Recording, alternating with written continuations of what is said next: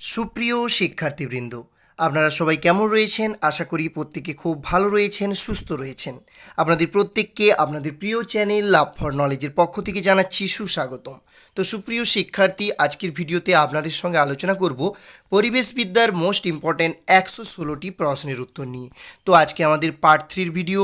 আজকে আমাদের চলুন আলোচনা করি পর্ব। আজকের প্রশ্ন উত্তরগুলো আমরা সংগ্রহ করেছি ডক্টর অনিশ চট্টোপাধ্যায় স্যারের বই থেকে। তো আজকের আলোচনা শুরু করার পূর্বে অবশ্যই আপনাদের কাছে একটু ক্ষমা চেয়ে নিচ্ছি, হয়তো আমার গলার একটু ডিস্টার্ব হতে পারে, কারণ আমার জ্বর হয়েছিল, আজকেও রয়েছে। তা সত্ত্বেও আপনাদের জন্য ভিডিওটি প্রোভাইড করার চেষ্টা করছি, তো একটু গলাতে প্রবলেম হতে পারে, তার জন্য অবশ্যই আমি ক্ষমা প্রার্থী আপনাদের কাছে। এবং সেই সঙ্গে অবশ্যই রিকোয়েস্ট করব সমস্ত শিক্ষার্থীরা যারা আমাদের ভিডিওটি দেখছেন, অবশ্যই আমাদের চ্যানেলটি সাবস্ক্রাইব করে আমাদের চ্যানেলের সঙ্গে যুক্ত হয়ে যান। এবং আমাদের চ্যানেলের ভিডিওগুলো যদি ভালো লাগে অবশ্যই লাইক করুন এবং আপনার প্রিয় বন্ধুবান্ধবীদের সঙ্গে বিভিন্ন সোশ্যাল মিডিয়া প্ল্যাটফর্মে শেয়ার করে দিন ভিডিওগুলো বেশি বেশি করে। তো শুরু করছি আজকের ক্লাস, আজকের আলোচনা। একেবারে শুরু থেকে শেষ অবধি যুক্ত থাকুন, অনেক কিছু তথ্য কিন্তু এই ভিডিও থেকে আপনি পেয়ে যাবেন স্বল্প সময়ের মধ্যে। আমরা অত্যাধিক সময় নেব না, আমরা একবারে লাইনার কোশ্চেন আনসার আকারে আমরা আলোচনা করব, সুতরাং কম সময়ের মধ্যে আলোচনা করার চেষ্টা করব। তো একেবারে ফুল এনার্জির সঙ্গে আপনি একবার হলেও ক্লাসটি সম্পূর্ণ দেখুন, তাহলে অনেক কিছু তথ্য কিন্তু আপনি জানতে পারবেন। প্রথম যে প্রশ্নটি রয়েছে, রেনিন খরিত হয় কোথা থেকে? এক্ষেত্রে উত্তর হবে বৃক্ষ থেকে রেনিন খরিত হয়। পরের প্রশ্ন, ভ্রূণ মুকুলা আবরণীতে পাওয়া যায় কোন হরমোন? তাহলে যে ভ্রূণমুকুল আবরণী যেটা রয়েছে সেখানে পাওয়া যায় IAA হরমোন। ওকে, পরের প্রশ্ন, রিজার্ভ ফরেস্টের উদাহরণ। তাহলে কয়েকটা ভারতের রিজার্ভ ফরেস্টের উদাহরণ কী হবে? একটা হচ্ছে অসমের কাজিরাঙ্গা, এটা হচ্ছে একটা রিজার্ভ ফরেস্ট। গুজরাটের গির, এটা হচ্ছে একটা রিজার্ভ ফরেস্ট। এবং আমাদের পশ্চিমবঙ্গের বৈকুণ্ঠপুর হচ্ছে একটা রিজার্ভ ফরেস্টের উদাহরণ। ওকে, পরের প্রশ্ন হচ্ছে, ইন সিটু সংরক্ষণ হলো প্রাকৃতিক পরিবেশে জীব সংরক্ষণ, অর্থাৎ জীবকে তার স্বাভাবিক পরিবেশে সংরক্ষণ। তাহলে ইন সিটু সংরক্ষণটা কি? যখন জীবকে তার স্বাভাবিক পরিবেশের মধ্যে আমরা সংরক্ষণ করব, যখন প্রাকৃতিক পরিবেশের মধ্যে সংরক্ষণ করব, সেটাকে আমরা বলবো ইন সিটু সংরক্ষণ। যেমন উদাহরণ কী হবে? পশ্চিমবঙ্গের সুন্দরবন, এটা হচ্ছে ইন সিটু সংরক্ষণ কেন্দ্রের একটা উদাহরণ। ওকে, এরপরে হচ্ছে এক্স সিটু সংরক্ষণ হলো কৃত্রিম পরিবেশে জীব সংরক্ষণ, অর্থাৎ জীবকে তার স্বাভাবিক পরিবেশ থেকে নিয়ে গিয়ে যখন আমরা কৃত্রিম পরিবেশে সেটাকে সংরক্ষণ করব, সেটা হচ্ছে এক্স সিটু সংরক্ষণ। ঠিক আছে, উদাহরণ কী হবে? আলিপুর চিড়িয়াখানা এবং বোটানিক্যাল গার্ডেন, এই দুটো হচ্ছে এক্স সিটু সংরক্ষণ, অর্থাৎ বোটানিক্যাল গার্ডেন, চিড়িয়াখানা, এগুলো হচ্ছে এক্স সিটু সংরক্ষণের উদাহরণ। ওকে, তারপরে কি বলেছে? ইন সিটু সংরক্ষণের উদাহরণ। তাহলে এক্ষেত্রে উত্তর কী হবে? এক্ষেত্রে বায়োস্ফিয়ার রিজার্ভ হবে, অভয়ারণ্য হবে, জাতীয় উদ্যান হবে, অরণ্য এবং পাখিরালয়, এগুলো হচ্ছে ইনস্টিটু সংরক্ষণের উদাহরণ। তাহলে বায়োস্ফিয়ার রিজার্ভ, অভয়ারণ্য, সেই সঙ্গে জাতীয় উদ্যান বা ন্যাশনাল পার্ক হবে, অরণ্য এবং পাখিরালয়, এগুলো হচ্ছে ইনস্টিটু সংরক্ষণের উদাহরণ। চলে যাব পরের প্রশ্নে। এক্সিটু সংরক্ষণের উদাহরণ কী হবে? চিড়িয়াখানা হবে, বোটানিক্যাল গার্ডেন হবে, জিন ব্যাংক এবং জার্ম প্লাজম সংরক্ষণ, এগুলো হচ্ছে এক্সিটু সংরক্ষণের উদাহরণ। ওকে, এরপরে কি বলা হয়েছে? বায়োডাইভার্সিটি শব্দটি প্রবর্তন করেন কে? WG রোজেন বায়োডাইভার্সিটি শব্দটি প্রবর্তন করেছিলেন। পরের প্রশ্ন, জলাশয়ের বাস্তুতান্ত্রিক পর্যায়ক্রমকে কি বলে? উত্তর হবে হাইড্রোসেরি বলে, অর্থাৎ জলাশয়ের যে বাস্তুতান্ত্রিক যে পর্যায়ক্রম সেটাকে আমরা বলবো হাইড্রোসেরি। ওকে, পরের প্রশ্ন কি? মন্ট্রিল প্রোটোকল চুক্তির উদ্দেশ্য কি ছিল? তাহলে মন্ট্রিল প্রোটোকল চুক্তির উদ্দেশ্য ছিল ওজোন স্তরের ক্ষয় সাধনকারী পদার্থের নিয়ন্ত্রণ করা। এই মন্ট্রিল প্রোটোকলের উপর কিন্তু একটা প্রশ্ন এসেছিল 2022 টেটি, সম্ভবত মন্ট্রিল প্রোটোকল চুক্তি কবে স্বাক্ষরিত হয়েছিল, এই প্রশ্নটি সম্ভবত এসেছিল। তাহলে মন্ট্রিল প্রোটোকল চুক্তির উদ্দেশ্য হচ্ছে ওজোন স্তরের ক্ষয় সাধনকারী পদার্থের নিয়ন্ত্রণ করা। পরের প্রশ্ন, কিয়োটো প্রোটোকল চুক্তির উদ্দেশ্য কি? তাহলে উত্তর হবে গ্রিন হাউস গ্যাসের নিয়ন্ত্রণ করা ছিল কিয়োটো প্রোটোকল চুক্তির উদ্দেশ্য। পরের প্রশ্ন, উদ্ভিদের কোন শারীরবৃত্তীয় প্রক্রিয়াকে প্রয়োজনীয় ক্ষতিকারক পদ্ধতি বলা হয়? উত্তর হবে বাষ্পমোচনকে। বাষ্পমোচনকে প্রয়োজনীয় ক্ষতিকারক পদ্ধতি বলা হয়। পরের প্রশ্ন, শৈবাল এবং ছত্রাকের সমন্বয়ে গঠিত হয় কি? শৈবাল এবং ছত্রাকের সমন্বয়ে গঠিত হয় লাইকেন। ওকে, তারপর হচ্ছে স্তন্যপায়ী প্রাণী অথচ ডিম পাড়ে, এরকম একটা উদাহরণ কী হবে? স্তন্যপায়ী প্রাণী অথচ ডিম পাড়ে, হংসচঞ্চু বা প্লাটিপাস। আমরা জানি স্তন্যপায়ী প্রাণী জেনারেলি প্রসব করে অর্থাৎ সন্তান প্রসব করে বা জন্ম দেয়। ওকে, কিন্তু স্তন্যপায়ী প্রাণী অথচ ডিম পাড়ে এমন একটা প্রাণী কী হবে? হংসচঞ্চু বা প্লাটিভাস। এর পরের যে প্রশ্নটি রয়েছে মোস্ট ইম্পর্টেন্ট প্রশ্ন, ইকোলজি শব্দটির উৎপত্তি হয়েছে গ্রিক শব্দ ওইকস থেকে এবং লোগোস থেকে। ইকোলজি শব্দটি প্রবর্তন করেন আর্নেস্ট হেকেল। এই ইকোলজি শব্দটি ব্যবহার করেছিলেন 1866 সালে। ওকে, এই যে ওইকস শব্দের অর্থ হচ্ছে ঘর, আর লোগোস শব্দের অর্থ হচ্ছে বিজ্ঞান। ঠিক আছে, তাহলে ওইকস শব্দের অর্থ কি? ঘর। আর লোগোস শব্দের অর্থ হচ্ছে বিজ্ঞান। ওকে, তাহলে ইকোলজি শব্দ হচ্ছে ওইকস এবং লোগোসের সমন্বয়ে গঠিত।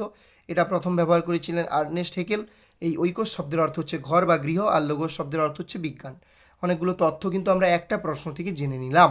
ওকে, এর পরের যে প্রশ্নটি রয়েছে, ইকোসিস্টেম শব্দটি সর্বপ্রথম কে ব্যবহার করেন? উত্তর হবে 1935 সালে ট্রান্সলে কিন্তু ইকোসিস্টেম শব্দটি প্রথম ব্যবহার করেছিলেন। 1935 সালে ট্রান্সলে প্রথম ইকোসিস্টেম শব্দটি প্রবর্তন করেন।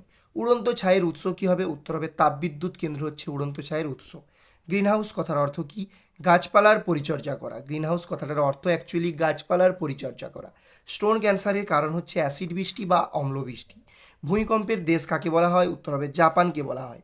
জলে ভাসমান আণুবীক্ষণিক জীবদের কি বলা হয়? জু প্লাঙ্কটন বলা হয়। জলে ভাসমান আণুবীক্ষণিক যখন জীব যেগুলা বা প্রাণী যেগুলা সেগুলাকে বলা হয় জু প্লাঙ্কটন। ওকে, তারপর কি বলছে? জলে ভাসমান আণুবীক্ষণিক উদ্ভিদদের কি বলা হয়? তখন হবে উত্তর ফাইটোপ্ল্যাঙ্কটন বলা হয়। তাহলে সেটা জীব হলে সেটাকে বলবো আমরা জু প্ল্যাঙ্কটন, আর সেটা যদি উদ্ভিদ হয় তখন আমরা তাকে বলবো ফাইটোপ্ল্যাঙ্কটন। ওকে, এবার কি বলছে? মর্টালিটি কি? একক সময়ে কোনো পপুলেশনে যে সংখ্যায় জীবের মৃত্যু হয় তাকে মর্টালিটি বলে। একক সময়ে একটা নির্দিষ্ট সময়ে কোনো একটা পপুলেশনে জীবের যে সংখ্যায় মৃত্যু হয় সেটা হচ্ছে মর্টালিটি। আর ন্যাটালিটি কি? একক সময়ে কোনো পপুলেশনে যে সংখ্যায় জীবের জন্ম হয় সেটা হচ্ছে ন্যাটালিটি। তাহলে মর্টালিটির বিপরীত হচ্ছে ন্যাটালিটি। ওকে, ইকোসিস্টেমের সমস্ত অজৈব উপাদানকে কি বলা হয়? উপাদানকে স্ট্যান্ডিং স্টেট বলে। ইকোসিস্টেমের সমস্ত যে অজৈব উপাদান সেগুলোকে বলা হয় স্ট্যান্ডিং স্টেট। ওকে, 26 নম্বর প্রশ্ন কি বলেছে দেখুন, যে অর্নিথিন চক্র সংগঠিত হয় কোথায়? কোন অঙ্গে? উত্তর হবে যকৃতে অর্নিথিন চক্র সংগঠিত হয়। ওকে, মূত্রে জলের পরিমাণ নিয়ন্ত্রণ করে এডিএইচ হরমোন। তাহলে মূত্রে জলের পরিমাণ নিয়ন্ত্রণ করে কোন হরমোন? উত্তর হবে এডিএইচ হরমোন। রক্তে ক্যালসিয়ামের মাত্রা নিয়ন্ত্রণে গুরুত্বপূর্ণ ভূমিকা পালন করে প্যারাথাইরয়েড হরমোন। তাহলে রক্তে যে ক্যালসিয়াম তার মাত্রাটা নিয়ন্ত্রণে গুরুত্বপূর্ণ ভূমিকা পালন করে প্যারাথাইরয়েড হরমোন। ওকে, পরের প্রশ্ন, ভারতের প্রাচীনতম পারমাণবিক শক্তি কেন্দ্র হচ্ছে মহারাষ্ট্রের তারাপুর। ভারতের প্রাচীনতম পারমাণবিক শক্তি কেন্দ্র হচ্ছে মহারাষ্ট্রের তারাপুর। ইপিএ এর পুরো কথা কি? Environmental protection agency. EPA, E for environmental, P for protection, A for agency, environmental protection energy. NATO এর পুরো কথা হচ্ছে north Atlantic treaty organization. North Atlantic treaty organization. ODP এর পুরো কথা কি? ওডিপি এর পুরো কথা হচ্ছে ওজোন ডেপ্লিটিং পোটেন্সিয়াল। ওজোন ডেপ্লিটিং পোটেন্সিয়াল, এটা হচ্ছে ওডিপি এর পুরো কথা। ডিডিটি এর পুরো কথা কি? Dichloro diphenyl trichloro ethane. Dichloro diphenyl trichloro ethane, এটা হচ্ছে ডিডিটি এর পুরো কথা। ইএনভিআইএস এর পুরো কথা কি? ইএনভিআইএস এর পুরো কথা হচ্ছে environmental information system. Environmental information system, ENVIS এর পুরো কথা। বিওডি এর পুরো কথা কি? বিওডি এর পুরো কথা হচ্ছে বায়োলজিক্যাল অক্সিজেন ডিমান্ড। এই যে ট্রামগুলো আমরা আলোচনা করছি এগুলো পরিবেশ বিদ্যা বিষয়ক একটা ইম্পর্টেন্ট ট্রাম, তো এগুলো কিন্তু পরীক্ষায় দিলেও দিতে পারি, সেই কারণে অবশ্যই আমাদেরকে জেনে রাখতে হবে, খুব গুরুত্বপূর্ণ কিন্তু পরীক্ষার জন্য। তাহলে বিওডি এর পুরো কথা হচ্ছে বায়োলজিক্যাল অক্সিজেন ডিমান্ড। তারপর হচ্ছে সিওডি এর পুরো কথা কি? সিওডি এর পুরো কথা হচ্ছে chemical oxygen demand. Chemical oxygen demand. সর্বপ্রথম হটস্পটের ধারণা দিয়েছিলেন নরম্যান মায়ার্স। তাহলে নরম্যান মায়ার্স নামে একজন পরিবেশবিদ, তিনি সর্বপ্রথম কী করেছিলেন? হটস্পটের ধারণা দিয়েছিলেন।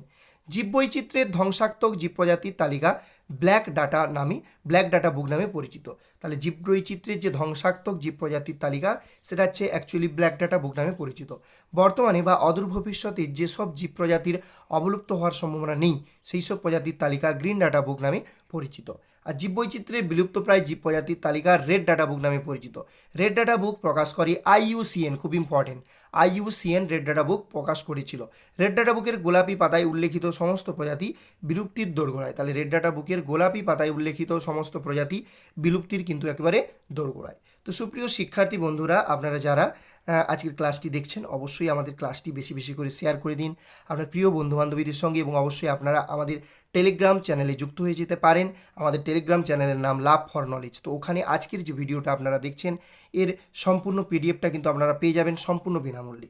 তো চলুন আজকের আলোচনা এগানো যাক। তো 41 নম্বর প্রশ্ন, মেগা জীববৈচিত্র্যের দেশ কাকে বলা হয়?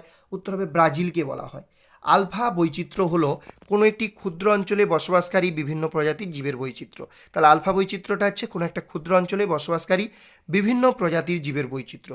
বিটা বৈচিত্র্য হলো একই ভৌগোলিক সীমানার মধ্যে অবস্থিত অথচ পৃথক বাসস্থানে উপস্থিত প্রজাতির জীবের বৈচিত্র্য। তাহলে বিটা বৈচিত্র্য হচ্ছে একই ভৌগোলিক সীমানার মধ্যে অবস্থিত হবে অথচ তাদের বাসস্থানটা কী হবে, আলাদা হবে। তাহলে পৃথক বাসস্থানে উপস্থিত প্রজাতির জীবের বৈচিত্র্য হচ্ছে বিটা বৈচিত্র্য। গামা বৈচিত্র্য হলো বৃহৎ ভৌগোলিক সীমানার মধ্যে বিভিন্ন অঞ্চলে উপস্থিত বিভিন্ন প্রজাতির বৈচিত্র্য। তাহলে গামা বৈচিত্র্য হলো বৃহৎ ভৌগোলিক সীমানার মধ্যে বিভিন্ন অঞ্চলে উপস্থিত বিভিন্ন প্রজাতির বৈচিত্র্য। ফ্লুরাইড এক ধরনের ক্ষতিকর লবণ। ফ্লুরাইড কি? ফ্লুরাইড হচ্ছে এক ধরনের ক্ষতিকর লবণ। জলে ফ্লুরাইড দূষণের ফলে ফ্লুরোসিস রোগ হয়, যার ফলে অস্থিক্ষয় পরিলক্ষিত হয়। তাহলে জলে ফ্লুরাইড দূষণের ফলে কোন রোগটি হয়? ফ্লুরোসিস রোগটি হয়, যার ফলে কি হয়? অস্থিক্ষয় পরিলক্ষিত হয়। বিওডি এর মান বৃদ্ধি পেলে জল দূষণের মাত্রা কী হবে? বৃদ্ধি পাবে। পশ্চিমবঙ্গে সবচেয়ে বেশি আর্সেনিক পাওয়া যায় কোন জেলায়? উত্তর হবে মালদা জেলায় কিন্তু সব থেকে বেশি আর্সেনিক জলের মধ্যে পাওয়া যায়। ওকে, উপসাগরীয় যুদ্ধের সময় কুয়েতে প্রচুর তেলের কূপ জ্বালিয়ে দেওয়া হয়। ওকে, তাহলে কোন যুদ্ধের সময় কোথায় প্রচুর কূপ জ্বালিয়ে দেওয়া হয়েছিল? উপসাগরীয় যুদ্ধের সময় কুয়েতে। অজৈব সার ব্যবহারে জমির অম্লতা কী হয়? বৃদ্ধি পায়। অজৈব সার যেগুলো আপনার বিভিন্ন আমরা চাষবাস করার সময় দিয়ে থাকি, তো সেগুলো যখন আমরা ব্যবহার করব তখন আমাদের মাটির অম্লতাটা কী হবে? প্রচুর পরিমাণে বৃদ্ধি হবে। তো সুপ্রিয় শিক্ষার্থী বন্ধুরা, অবশ্যই আপনাদের কাছে রিকোয়েস্ট থাকবে যারা এখনও চ্যানেলটি সাবস্ক্রাইব করেনি অবশ্যই চ্যানেলটি সাবস্ক্রাইব করে আমাদের চ্যানেলের সঙ্গে যুক্ত হয়ে যান এবং অবশ্যই একটি লাইক করুন এবং শেয়ার করুন আপনার প্রিয় বন্ধুবান্ধবের সঙ্গে ভিডিওটি বেশি বেশি করে। এই বিষয়ে অবশ্যই আপনারা কৃপণতা করবেন না, কারণ আপনাদের লাইক আপনাদের শেয়ার অবশ্যই আমাদেরকে অনুপ্রেরণা দান করবে ভিডিও বানানোর জন্য। অবশ্যই আপনারা কমেন্ট সেকশানে কমেন্ট করে জানাবেন ভিডিওগুলো কেমন লাগছে, তাহলে অবশ্যই আমরা সেই কমেন্টের পরিপ্রেক্ষিতে আরও উৎসাহ পাবো এবং কোনো টপিকের উপর যদি আপনার ভিডিও প্রয়োজন হয় পরিবেশ রিলেটেড, অবশ্যই আপনারা কমেন্ট করে কমেন্ট সেকশানে জানাবেন, আমরা অবশ্যই সেই টপিকের উপর ভিডিও বানানোর চেষ্টা করব। তো 51 নম্বর প্রশ্ন, দূষিত জল পরিশ্রুত এবং জীবাণুমুক্ত করার জন্য ক্লোরিন ব্যবহার করা হয়। দূষিত জলকে পরিশ্রুত এবং জীবাণুমুক্ত করার জন্য ক্লোরিন ব্যবহার করা হয়। জল দূষণের একটি তেজস্ক্রিয় উৎস কী হবে? উত্তর হবে রেডিয়াম। বিশুদ্ধ জলের পিএইচ এর মান কত? উত্তর হবে 7। ইউট্রোফিকেশনের ফলে জলে দ্রবীভূত অক্সিজেনের মাত্রা কমে যায়, আর অক্সিজেনের মাত্রা যখনই কমে যাবে তখন কী হবে? জলজ প্রাণী বিভিন্ন মারা যাবে। ওকে, ইউট্রোফিকেশন হলে বদ্ধ জলাশয়ে ফসফেট মেশানোর ফলে শৈবাল জাতীয় উদ্ভিদের বৃদ্ধি ঘটে। এই যে শৈবাল জাতীয় উদ্ভিদের বৃদ্ধি ঘটে এগুলাকে বলা হয় অ্যামালগাম। এগুলোকে কী বলা হয়? অ্যামালগাম বলা হয়। ওকে, ফ্লাই অ্যাশ পাওয়া যায় তাপবিদ্যুৎ কেন্দ্র থেকে। এটি মূলত ইট তৈরির কাজে ব্যবহৃত হয়। খুব ইম্পর্টেন্ট তথ্য যে ফ্লাই অ্যাশ তাপবিদ্যুৎ কেন্দ্র থেকে পাওয়া যায়, মূলত ইট তৈরির জন্য ব্যবহার করা হয়। Indian institute of science and water conservation উত্তরাখণ্ডের দেরাদুনে অবস্থিত। তাহলে Indian institute of science and water conservation কোথায় অবস্থিত? অবশ্যই উত্তর হবে উত্তরাখণ্ডের দেরাদুনে অবস্থিত Indian institute of science and water conservation. জলাশয়ে শৈবালের পচনের ফলে স্ট্রিগনিন নামক বিষাক্ত পদার্থ উৎপন্ন হয়। তাহলে জলাশয়ে যখন শৈবাল পচে যায় তখন একটা বিষাক্ত পদার্থ উৎপন্ন হয়, সেই পদার্থটির নাম কি? স্ট্রিগনিন। ওকে, এবার হচ্ছে ট্রপোস্ফিয়ার। বায়ুমণ্ডলের সব থেকে নিচের স্তর হচ্ছে ট্রপোস্ফিয়ার। এটি অশান্ত মণ্ডল নামে পরিচিত। এই স্তরটি ভূপৃষ্ঠ থেকে 15 কিমি পর্যন্ত বিস্তৃত। এই স্তরে মেঘ, ঝড় এবং বৃষ্টিপাত লক্ষ্য করা যায়। ট্রপোস্ফিয়ারের ঊর্ধ্বসীমাকে ট্রপোপজ বলা হয়। আর এটা যেহেতু ঝড় বৃষ্টি ঝঞ্ঝা এগুলো লক্ষ্য করা যায় সেই জন্য এটাকে কী বলা হয়? অশান্ত মণ্ডল বলা হয়। এবার হচ্ছে স্ট্র্যাটোস্ফিয়ার। ট্রপোস্ফিয়ারের উপরের স্তরটি হচ্ছে স্ট্র্যাটোস্ফিয়ার। এটি শান্ত মণ্ডল নামেও পরিচিত। এই স্তরটি 15 থেকে 50 কিমি পর্যন্ত বিস্তৃত। এই স্তরের উচ্চতা বৃদ্ধির সাথে সাথে তাপমাত্রা বৃদ্ধি পেতে থাকে, কিন্তু ট্রপোস্ফিয়ারে কী হয়? উচ্চতা বৃদ্ধি হলে তাপমাত্রা হ্রাস পায়। এই স্তরে মেঘ এবং ঝড় বৃষ্টি পরিলক্ষিত হয় না। এই স্তর দিয়ে জেট প্লেন চলাচল করে। পরীক্ষায় প্রশ্ন আসতে পারে জেট প্লেন কোন স্তরের মধ্য দিয়ে চলাচল করে? উত্তর হয়ে যাবে কিন্তু স্ট্র্যাটোস্ফিয়ারের মধ্য দিয়ে। ওকে, এই স্তরে ওজোন গ্যাসের অস্তিত্ব পরিলক্ষিত করা যায়, তাই এটিকে ওজোনোস্ফিয়ার নামেও পরিচিত এটি। তাহলে এখানে ওজোন স্তরের যে ওজোন লেয়ার সেটা কিন্তু এখানে অবস্থান করছে, তাই একে ওজোনোস্ফিয়ারও বলা হয়। স্ট্র্যাটোস্ফিয়ারের ঊর্ধ্বসীমাকে স্ট্র্যাটোপজ বলা হয় বা এটা স্ট্র্যাটোপজ নামে পরিচিত। এরপরের যে স্তরটি রয়েছে মেসোস্ফিয়ার। স্ট্র্যাটোস্ফিয়ারের উপরের স্তর মেসোস্ফিয়ার নামে পরিচিত। এই স্তরটি 50 থেকে 90 কিমি পর্যন্ত বিস্তৃত। এই স্তরে উচ্চতা বৃদ্ধির সাথে সাথে তাপমাত্রা কমতে থাকে, মানে তাপমাত্রা হ্রাস পায়। যত উচ্চতা বৃদ্ধি পাবে তাপমাত্রা তত হ্রাস পাবে। এখানে সমস্ত গ্যাসের অণুগুলি আণবিক অবস্থায় থাকে। তাহলে মেসোস্ফিয়ারে সমস্ত গ্যাসের অণুগুলি আণবিক অবস্থায় থাকে। এই স্তরে উল্কাপিণ্ড পুড়ে ছাই হয়। খুব ইম্পর্টেন্ট কি পয়েন্ট কিন্তু, যে কোন স্তরে উল্কাপিণ্ড পুড়ে ছাই হয়? উত্তর হবে মেসোস্ফিয়ার স্তরে উল্কাপিণ্ড পুড়ে ছাই হয়। এরপরে কি রয়েছে? থার্মোস্ফিয়ার। মেসোস্ফিয়ারের পর 300 কিমি উচ্চতা পর্যন্ত এই স্তরের বিস্তৃতি। উচ্চতা বৃদ্ধির সাথে সাথে এই স্তরের তাপমাত্রা কী হয়, বৃদ্ধি পায়।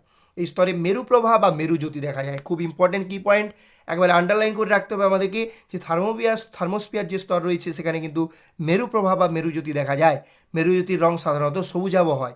এই স্তরের অপর নাম হচ্ছে আয়নোস্ফিয়ার। তাহলে থার্মোস্ফিয়ারের অপর নাম কি, আয়নোস্ফিয়ার। এই স্তরে মেরু প্রবাহ বা মেরু জ্যোতি দেখা যায়। মেরু জ্যোতির রং সাধারণত কী হয়, রংটা সাধারণত সবুজাভ হয়, সবুজ রঙের হয়। ওকে, তারপরে কি, এক্সোস্ফিয়ার। থার্মোস্ফিয়ারের উপরই 1000 কিমি পর্যন্ত বিস্তৃত এই স্তরে সাধারণত হাইড্রোজেন এবং হিলিয়াম পাওয়া যায়। তাহলে এক্সোস্ফিয়ার স্তরে সাধারণত কি পাওয়া যায়, হাইড্রোজেন এবং হিলিয়াম পাওয়া যায়। তো সুপ্রিয় শিক্ষার্থী, একটু আমি জলপান করে নিচ্ছি, তারপর আবার ভিডিওতে কন্টিনিউ করছি ভিডিওটা। তাহলে প্রশ্ন যেটা ছিল যে এক্সোস্ফিয়ার স্তরটা কি, থার্মোস্ফিয়ারের উপরে 1000 কিমি পর্যন্ত বিস্তৃত এই স্তরে সাধারণত হাইড্রোজেন এবং হিলিয়াম পাওয়া যায়। ওকে, তাহলে পরীক্ষায় প্রশ্ন আসতে পারে হাইড্রোজেন এবং হিলিয়াম পাওয়া যায় কোন স্তরে, উত্তর হবে এক্সোস্ফিয়ার বা থার্মোস্ফিয়ারের উপরের স্তরটার নাম কি, এক্সোস্ফিয়ার। উত্তর মেরুতে যে মেরুজ্যোতি দেখা যায় তা অরোরা বোরিয়ালিস নামে পরিচিত, আর দক্ষিণ মেরুতে যে মেরুজ্যোতি দেখা যায় সেটার নাম হচ্ছে অরোরা অস্ট্রালিস, সেটা নামে সেটা পরিচিত। এবার কি বলছে, পরাগরেণু থেকে হয় কোন রোগটি হয় বা কোন এফেক্টটা হয়, পরাগরেণু থেকে অ্যালার্জি হয়। কি হয়, অ্যালার্জি হয়। বিয়োজকের উদাহরণ হচ্ছে ব্যাকটেরিয়া এবং ছত্রাক, এগুলো হচ্ছে বিয়োজকের উদাহরণ। ওকে, বিয়োজক হচ্ছে ব্যাকটেরিয়া এবং ছত্রাক। IUCN এর পুরো কথা কি, খুব ইম্পর্টেন্ট একটা সংস্থা, উত্তর হবে international union for conservation of nature and natural resources. International union for conservation of nature and natural resources. নদীর প্রবাহমান জলকে কী বলা হয়, লোটিক জল বলে। স্থির জলকে কী বলা হয়, লেন্টিক জল বলে। লেন্টিক হলো স্থির জলের বাস্তুতন্ত্র, আর লোটিক হলো প্রবহমান জলের বাস্তুতন্ত্র হচ্ছে লোটিক, আর লেন্টিকটা হচ্ছে স্থির জলের বাস্তুতন্ত্র। মিনামাটা রোগ হয়েছিল জাপানে 1950 এবং 60-এর দশকে। জলে পারদ দূষণের ফলে এই মিনামাটা রোগটি হয়েছিল। এর পরের প্রশ্ন, ইটাইটাই বা আউচ আউচ রোগ হয় সুইডেনে ক্যাডমিয়াম দূষণের ফলে। তাহলে ইটাইটাই বা আউচ আউচ রোগটা প্রথম সুইডেনে হয়েছিল, এবং এই যে ইটাইটাই বা আউচ আউচ রোগ এর মূল কারণ কি, ক্যাডমিয়াম দূষণ। ক্যাডমিয়াম দূষণের ফলে ইটাইটাই বা আউচ আউচ রোগ হয়। নেবুলা গঠিত হয় গ্যাস এবং ধূলিকণা দ্বারা। তাহলে পরীক্ষায় প্রশ্ন আসতে পারে নেবুলা কীভাবে গঠিত হয়, উত্তর হবে গ্যাস এবং ধূলিকণা দ্বারা। অগ্নি নির্বাপক যন্ত্রে ব্যবহৃত হয় হ্যালন। ওকে, সাঁওতাল বিদ্রোহের নেতা কে ছিলেন, সিধু এবং কানহু। বিষ্ণুপুর বিখ্যাত টেরাকোটা শিল্পের জন্য। মেরুদণ্ডের হাড়কে কী বলা হয়, কশেরুকা। কবজির হাড়কে কী বলা হয়, কার্পাল বলা হয়। ওকে, কানের মধ্যে যে হাড়গুলো রয়েছে মেলিয়াস, ইনকাস এবং স্টেপিস। এর মধ্যে স্টেপিস হচ্ছে মানবদেহের সবথেকে ক্ষুদ্রতম হাড়। ওকে, কাঁধ থেকে কনুই পর্যন্ত যে হাড় রয়েছে হিউমেরাস। কনুই থেকে কবজি পর্যন্ত আলনা এবং রেডিয়াস। কোমর থেকে হাঁটু পর্যন্ত যে হাড় ফিমার হাড়, এটাই হচ্ছে মানবদেহের সবথেকে বড় হাড়। ওকে, হাঁটুর নিচ থেকে গোড়ালি পর্যন্ত টিবিয়া এবং ফিবুলা। ওকে, তো অনেকগুলো তথ্য আমরা জেনে নিলাম মানবদেহের বিভিন্ন হাড় সম্পর্কিত। অবশ্যই খুব ইম্পর্টেন্ট তথ্য, এগুলো কিন্তু পরীক্ষাতে খুবভাবে কাজে লাগবে। এর পরের প্রশ্ন, ধস নামার দুটি কারণ, একটা হচ্ছে প্রচুর বৃষ্টিপাত, তারপর হচ্ছে পাহাড়ি ঢালে অবাধে গাছ কেটে ফেললে কিন্তু ধস নামে। ওকে, পশ্চিমবঙ্গের কোথায় ধস নামার ঘটনা বেশি ঘটে, উত্তর হবে দার্জিলিংয়ে সবথেকে বেশি ঘটে ধস নামার ঘটনা। ভূমিকম্পের দুটি কারণ হচ্ছে চলমান পাতির জন্য বা চলমান পাতের মধ্যে সংঘর্ষের জন্য, আর একটা হচ্ছে অগ্নুৎপাতের জন্য ভূমিকম্প হয়। ভূমিকম্পের কোন তরঙ্গটি সবচেয়ে শক্তিশালী, অবশ্যই উত্তর হবে পি তরঙ্গ। ভূমিকম্পের কোন তরঙ্গটি সবচেয়ে দুর্বল, উত্তর হবে এস তরঙ্গ। ভূমিকম্প মাপার জন্য কোন যন্ত্র ব্যবহার করা হয়, উত্তর হবে সিসমোগ্রাফ যন্ত্রের সাহায্যে ভূমিকম্প পরিমাপ করা হয়।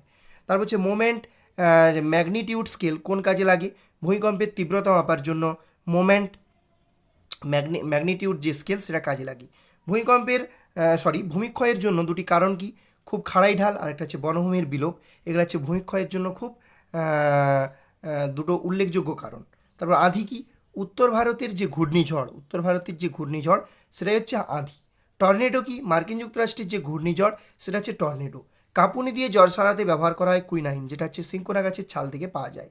সর্দি এবং কাশি সারাতে বাসক পাতা, তুলসী পাতার রস খাওয়া হয়। আঘাত লেগে ব্যথা সারাতে রাংচিতার ডাল ব্যবহার করা হয়। কেটে গেলে সারাতে গাঁদা পাতা, দুর্বা ঘাস এগুলো ব্যবহার করা হয়, এদের রস ব্যবহার করা হয়। পেটের অসুখ সারাতে থানকুনি পাতা কী করা হয়, খাওয়া হয়। শব্দ দূষণের হাত থেকে রক্ষা পাওয়ার জন্য বাড়িঘরে কী ব্যবস্থা অবলম্বন করা উচিত, তাহলে ঘরবাড়ি তৈরির সময় শব্দ শোষক টাইলস ব্যবহার করা উচিত। তাহলে শব্দ দূষণের হাত থেকে রক্ষা পাওয়ার জন্য বাড়িঘরে কী ব্যবস্থা অবলম্বন করা উচিত, উত্তর হবে ঘরবাড়ি তৈরির সময় শব্দ শোষক টাইলস ব্যবহার করা উচিত। পরিবেশকে শব্দ দূষণের হাত থেকে রক্ষা করার জন্য কি ব্যবস্থা গ্রহণ করা উচিত? উদ্ভিদরা শব্দ শোষণ করে, তাই বেশি সংখ্যায় গাছ লাগানো উচিত। খুব ইম্পর্টেন্ট প্রশ্ন। এই প্রসঙ্গে মনে রাখতে হবে সবথেকে বেশি শব্দ শোষণ করে কিন্তু ছাতিম গাছ। ওকে, তারপরে কি গাড়িতে শব্দ দূষণ রোধে কোন যন্ত্র ব্যবহার করা হয়? উত্তর হবে সাইলেন্সার। হাসপাতাল, শিক্ষা প্রতিষ্ঠান প্রভৃতি কত দূরত্ব পর্যন্ত নীরব অঞ্চল বা সাইলেন্স জোন ঘোষণা করা থাকে? 100 মিটার পর্যন্ত। হাসপাতাল বা শিক্ষা প্রতিষ্ঠানের থেকে 100 মিটার দূরত্ব পর্যন্ত সাইলেন্স জোনস বা নীরব অঞ্চল বলে ঘোষণা করা থাকে। আমাদের দৈনন্দিন ব্যবহৃত কোন কোন যন্ত্রাদি শব্দ দূষণ ঘটায়? উত্তর হবে TV, washing machine, vacuum cleaner প্রভৃতি কিন্তু শব্দ দূষণ ঘটায়। TV, washing machine, vacuum cleaner এগুলো কিন্তু শব্দ দূষণ ঘটায়। শব্দের মাত্রা কত ডেসিবেলের বেশি হলে আমাদের শারীরবৃত্তীয় ক্ষতি শুরু হয়? 95 ডেসিবেলের বেশি হলে। ভারী ধাতু কাকে বলে? যে সকল ধাতু মানুষ বা অন্যান্য প্রাণীদের বিষক্রিয়ার সৃষ্টি করে তাদের ভারী ধাতু বলে। যেমন অ্যালুমিনিয়াম, আর্সেনিক, সীসা, পারদ এগুলা কিন্তু মানব শরীরে কী করে? বিষক্রিয়ার সৃষ্টি করে, তাহলে এগুলো হচ্ছে ভারী ধাতু। খনিজ তেলে উপস্থিত কোন ধাতুর ফলে পরিবেশ দূষিত হয়? তাহলে খনিজ তেলে যে ধাতুটা রয়েছে লেড বা পিবি বা সীসা, সেটা কিন্তু কী করে? এই ধাতুটা কিন্তু পরিবেশের প্রচণ্ড দূষণ ঘটায়। মানব শরীরের কোন অঙ্গ দ্বারা বিষাক্ত ধাতু নিষ্কাশিত হয়? কিডনির দ্বারা বিষাক্ত ধাতু কিন্তু মানব শরীর থেকে নিষ্কাশিত হয়। তারপর কি বলেছে? নেফ্রোটক্সিক ধাতু কাকে বলে? যে সকল ধাতু কিডনি বা নেফ্রনের ক্ষতি করে তাদের নেফ্রোটক্সিক ধাতু বলে। যেমন সীসা, পারদ খুব উল্লেখযোগ্য দুটো নেফ্রোটক্সিক ধাতুর উদাহরণ। ওকে, পরের প্রশ্নে মুখ করব। সীসার কোন যৌগগুলি সবচেয়ে বিষাক্ত? তাহলে কোনগুলো হবে? উত্তর হবে লেড অক্সাইড, লেড আর্সোনেট এবং লেড বাইকার্বনেট। এটা অ্যাকচুয়ালি বাইকার্বনেট হবে। ওকে, তাহলে লেড অক্সাইড, লেড আর্সোনেট এবং লেড বাইকার্বনেট এটা হবে। ওকে, সীসার কোন যৌগ কীটনাশক হিসেবে ব্যবহৃত হয়? উত্তর হবে লেড আর্সোনেট কীটনাশক রূপে ব্যবহার করা হয়। সীসার কোন যৌগ ত্বকের দ্বারা শোষিত হয়? উত্তর হবে টেট্রা ইথাইল লেড। সীসার কোন যৌগ ত্বকের দ্বারা শোষিত হয়? টেট্রা ইথাইল লেড ত্বকের দ্বারা শোষিত হয়। সীসার আক্রান্ত রোগীকে কীভাবে চিকিৎসা করা হয়? সীসায় আক্রান্ত রোগীকে কীভাবে চিকিৎসা করা হয়? সীসা আক্রান্ত রোগীর রক্তে স্যালাইনের মাধ্যমে ক্যালসিয়াম চিলেট প্রয়োগ করা হয় এবং এভাবে কী করা হয়? চিকিৎসা করা হয়। তাহলে সীসা আক্রান্ত রোগীর রক্তে স্যালাইনের মাধ্যমে ক্যালসিয়াম চিলেট প্রয়োগ করা হয় এবং এভাবে চিকিৎসা করা হয়। পানীয় জলে সীসার কত মাত্রাটা গ্রাহ্যনীয় বা গ্রাহ্য মাত্রা কত? তাহলে 0.05 মিলিগ্রাম প্রতি লিটারে, এটা হচ্ছে সহনীয় মাত্রা। তাহলে পানীয় জলে সীসার গ্রাহ্য মাত্রা কত? উত্তর হবে 0.05 মিলিগ্রাম প্রতি লিটার বা পার লিটার। এটা হচ্ছে সহনীয় মাত্রা বা গ্রাহ্য মাত্রা। এর বেশি হলে কিন্তু আমাদের শরীরে কিন্তু খারাপ প্রভাব পড়বে। ওকে, মিনামাটা রোগ কোন ধাতুর বিষক্রিয়ায় দেখা যায়? অবশ্যই উত্তর হয়ে যাবে পারদ দূষণে মিনামাটা রোগ হয়। তো সুপ্রিয় শিক্ষার্থী বন্ধুরা, এই ছিল আজকের 116টি বাছাই করা প্রশ্নোত্তর ডক্টর অনিশ চট্টোপাধ্যায় স্যারের পরিবেশ বই থেকে। তো আশা করি ভিডিওটি বা আজকের ক্লাসটি অবশ্যই আপনাদের ভালো লাগলো। তো অবশ্যই ক্লাসটি কেমন লাগলো কমেন্ট সেকশানে কমেন্ট করে অবশ্যই আপনারা জানান, এবং সেই সঙ্গে আমরা পরবর্তী ভিডিও ডক্টর অনিশ চট্টোপাধ্যায়ের বই থেকে কি ভিডিও কন্টিনিউ করব সেই বিষয়েও আপনারা আপনাদের মতামত জ্ঞাপন করুন কমেন্ট সেকশানে। তো সবাইকে অসংখ্য ধন্যবাদ ভিডিওটি শুরু থেকে শেষ অবধি জানার জন্য, থাকার জন্য। তো দেখা হবে পরবর্তী ভিডিওতে আরও একটি টপিক নিয়ে। আশা করছি অনিশ চট্টোপাধ্যায়ের পার্ট 4 নিয়ে আসবো। তো অবশ্যই আমরা আপনাদের কমেন্টের জন্য অপেক্ষা করব, আপনারা কি চাচ্ছেন সেই বিষয়ের উপর। তো সবাইকে আরও একবার ধন্যবাদ। দেখা হবে পরের ভিডিওতে। জয় হিন্দ, জয় ভারত।